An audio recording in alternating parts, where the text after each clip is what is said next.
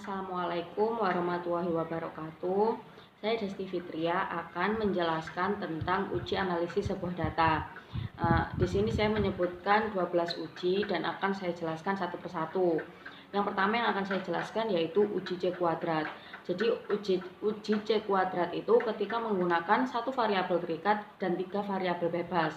Contohnya seperti pengaruh teknik analisis resistensi untuk menurunkan kecemasan, galau, dan stres. Nah, di sini kan analisis resistensi itu yang terikat dan yang bebas itu ada 3, kecemasan, galau, dan stres. Lanjut, yang kedua yaitu korelasi Spearman-Range. Di sini itu hanya menggunakan satu variabel terikat dan satu variabel bebas. Jadi contohnya pengaruh teknik analisis resistensi untuk menurunkan tingkat kecemasan. Jadi hanya kecemasan saja, hanya satu variabel bebas. Yang ketiga yaitu korelasi product moment. Di sini sama menggunakan X1Y1 tapi menggunakan rating scale. Bedanya dengan Spearman itu yaitu berdasarkan konselinya dan berdasarkan konselornya. Jadi contohnya itu seperti ada sebuah angket 15 pertanyaan, tapi di sini menggunakan skala Likert. Berarti yang tertinggi adalah 4. Jadi 15 kali 4 sama dengan 60.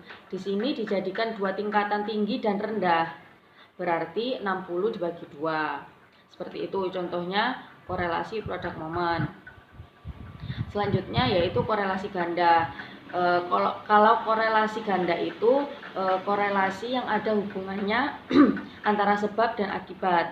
Jadi contohnya seperti pengaruh teknik flooding dan modeling pada teori behavior untuk meningkatkan rasa percaya diri. Jadi untuk meningkatkan rasa percaya diri kita perlu menggunakan teknik flooding dalam behavior. Jadi menimbulkan sebab dan akibatnya juga. Selanjutnya yaitu linear sederhana.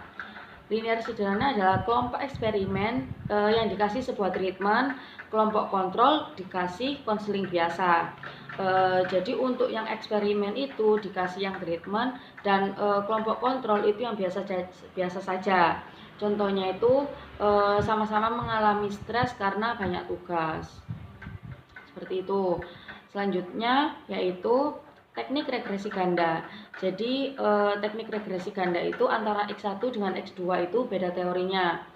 Contohnya pengaruh teknik kursi kosong pada gestalt dan teknik asertif pada kognitif untuk meningkatkan kemandirian siswa.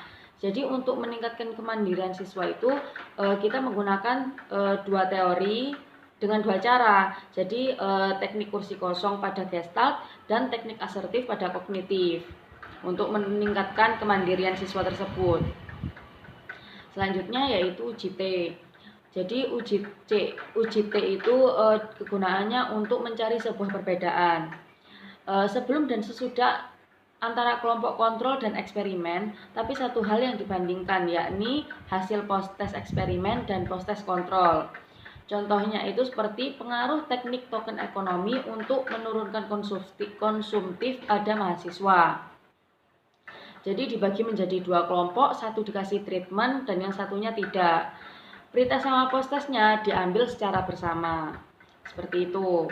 Selanjutnya yaitu uji beda variabel bebas. Jadi uji beda variabel bebas ini seperti satu obat untuk menyembuhkan dua penyakit. Seperti itu. Jadi seperti pemberian teknik flooding untuk kecanduan miras dan narkoba. Jadi miras dan narkoba ini bisa disembuhkan dengan teknik flooding. Jadi satu obat dua penyakit dapat terselesaikan. Selanjutnya yaitu ANOVA 2 jalur. Nah, kalau ANOVA 2 jalur ini bedanya dengan uji beda variabel bebas yaitu dia 3 obat untuk satu penyakit. Contohnya pengaruh teknik flooding, token ekonomi, dan analisis mimpi untuk menurunkan trauma. Nah, jadi 3 teknik untuk satu masalah. Ini ANOVA 2 jalur. Selanjutnya yaitu Wilcoxon. Jadi Wilcoxon itu digunakan ketika data berdistribusi normal, maksudnya seperti kelompok eksperimen dan kontrol jumlahnya sama. Seperti itu Wilcoxon. Dan yang terakhir yaitu Mann-Whitney. Mann-Whitney itu ketika data tersebut tidak dapat berkontribusi normal. Itu penjelasan dari Man with Me. Sekian penjelasan dari saya mengenai uji analisis data. Jika ada yang kurang jelas atau kurang bisa dipahami, saya mohon maaf. Saya akhiri. Wassalamualaikum warahmatullahi wabarakatuh.